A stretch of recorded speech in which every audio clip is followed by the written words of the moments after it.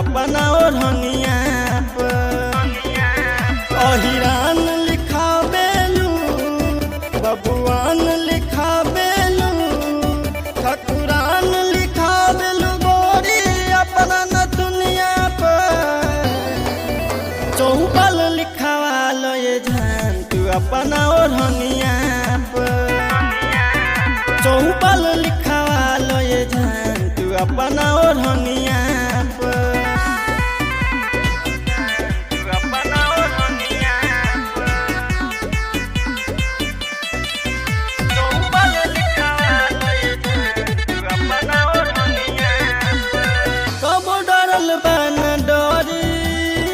प्यारी त तोहरे से करी लहिका हाथ चौपल के केहू के बाप से न डरी नाम सुन के सब डरे लाहो केहू हमसे नहीं बोले लाहो प्यार जदि हमसे करबू केहू से ना डरबू पूरा राज करे लगबू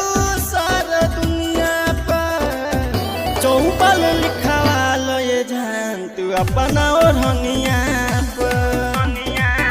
चौबल लिखावा लो ये जान तू अपना ओढ़निया